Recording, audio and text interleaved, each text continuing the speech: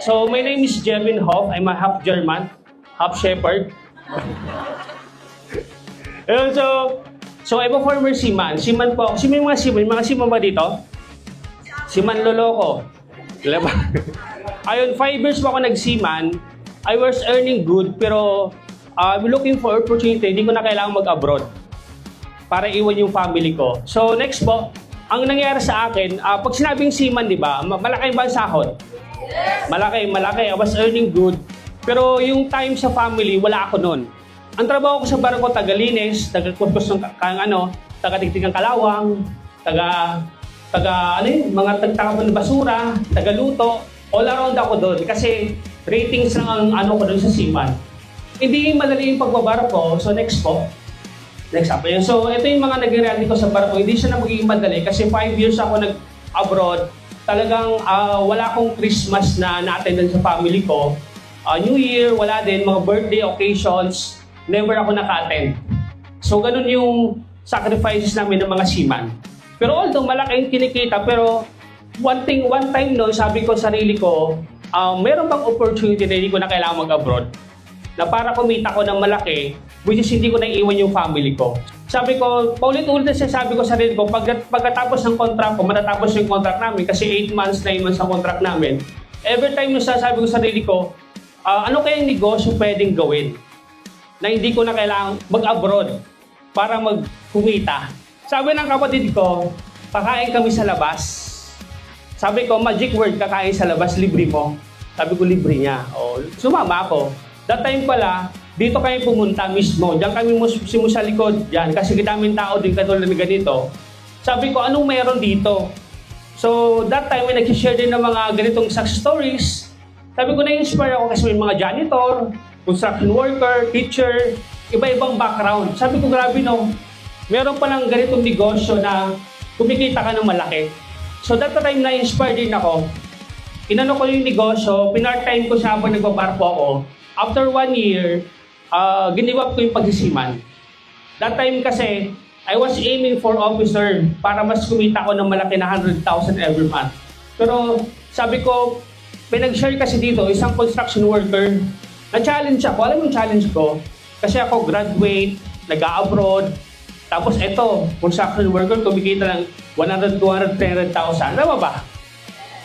Hindi kailangan ito mag-abroad eh. Tama? Ako mag-abroad pa. Iiwan ko pa yung family ko. Tama ba? So sabi ko, kung kaya niya, kayang-kaya ko din. Tama ba? So sila almost karamihan po dito, nag-start ko, wala din po akong alam. Zero knowledge ako kasi nga, ang alam ko lang talaga doon, pagbabarko. So, when I joined the business, 12 years na yung negosyo natin next po. 12 years na, that was 2017-18 siguro. Naging ako sa negosyo. Tingnan mo yung itsura ko, di ba? Ngayon po ako nag-start. Kasi sa barko, talagang tutong kami doon. I'm tutong. Talagang sa ulan, init, araw-araw, nasa deck. Magtitigtig ang kalawang, magpipintura, mag-welding. Ganun ang trabaho namin sa barko. 12 years ng age, sabi ko, huli na ako. Tama ba? Meron pa ba sa akin magjo-join? Tama ba? Makakapag-trade pa ba ako? Aabutin ko pa ba yung naabot ni upline ko? Tama ba? Ng mentor ko. So, same tayo. And then nangyari po, ang pinaka-first result ko nga dito, ito ako nag-start. Grabe no, tingnan mo no. Tingnan mo naman yung itsura ko. Kita mo naman ba? Yan. So, nagkaroon ako ng confidence. Pagkasabi confident. Yan. Naging confident muna ako i-share yung negosyo. Kumbaga, yun ang pinaka-first, hindi pera. Kumbaga, character muna. Naging confident ako na, harapin yung client. Tama ba? Makipag-video call, gawin yung business. Next po. Tapos, nagkaroon ako disiplina. Baka sabi disiplina. Yan. Nagkaroon muna akong disiplina gawin yung negosyo araw-araw kahit hindi ko gusto gawin. Ganun nangyari. Tapos, yan, karoon akong vision. Sabi ko, kasi na-inspire ko sa mga karamihan dito na na-inspire ba kayo yung kanina? Yung kay coach, may mentor, yung sa taga Cebu? Diba? Nakaka-inspire, no? Grabe. So, nagkaroon ako ng vision din. Sabi ko, one day, ako na din yung mag-share dito sa harapan nyo. Nagasya pa yun? Ganon siya. Tapos, yun, nagkaroon akong patient kasi wala naman na overnight na success. Si mga maguhan dito, mga baguhan. So, pag ginawa mo yung negosyo, hindi naman agad nagkikita. Tama ba? So, you need to have patience pag ginagawa mo yung negosyo natin. Next yan. So, growth mindset, instead na mag-focus ako sa mga problema, mas nag-focus ako sa solusyon. Ngayon, dahil sa negosyo natin, so naka-experience tayo ng mga magaganda, kumbaga nakapunta tayo sa iba't ibang from Luzon, Visayas to Mindanao. So, nakabili pa ako 2 sasakyan dito sa negosyo natin. So, ito yung mama ko, sobrang, nag-start ako sa negosyo, negative siya. Yung nakabili ako ng pick-up, so sobrang saya siya. Tama ba? Sobrang happy ni mama nun.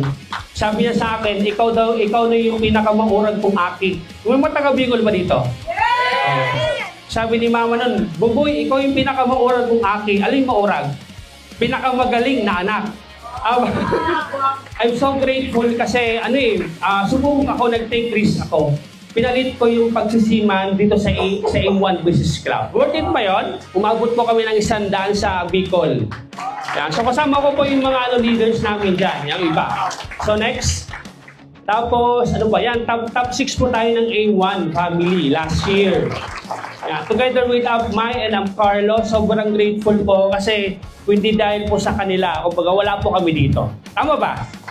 Yan. So, tapos, top 13 po tayo ng AGG last year. So, ito po hindi ko po ito inaasahan na award. Bigla na lang nag-text sila. So, grateful daw. Kasi, kaya pa lang talaga. Tama ba? From nothing, from hindi mo linya, from bulol-bulol kang magsalita, hindi ka magaling sa school.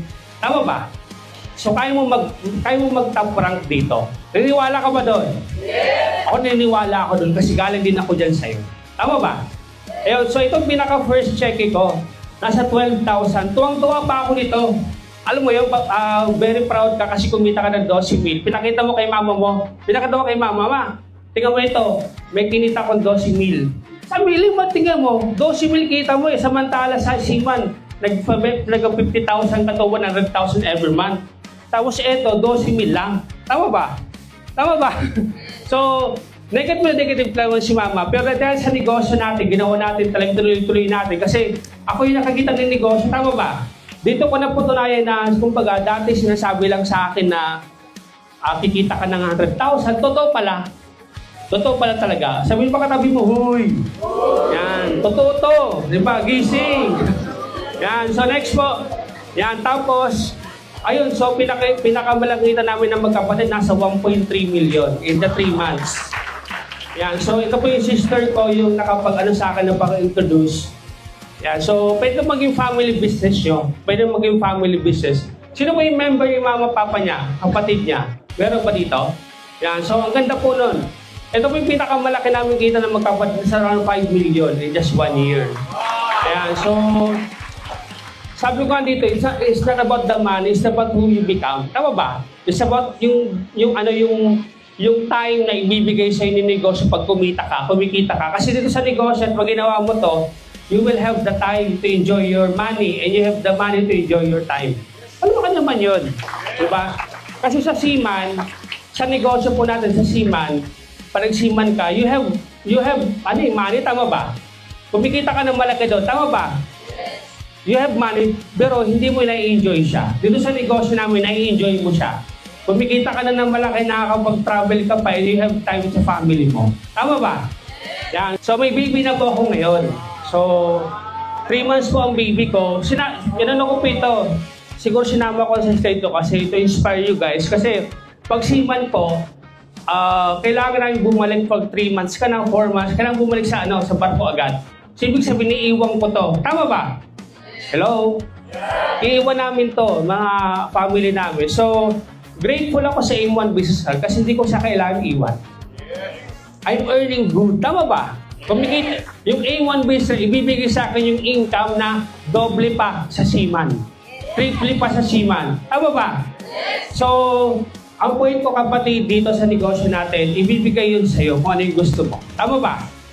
Posibleng yan. So next po, katapos na rin naman ako.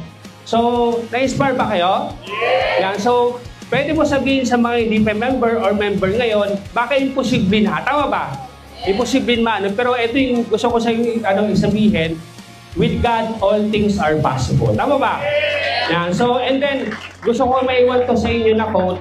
Sabi nga sa pinakamayaman na tao sa buong mundo, you are not poor. You are just one opportunity away from changing your life forever. Tama ba? So with God, thank you so much and God to be the glory. Thank you so much.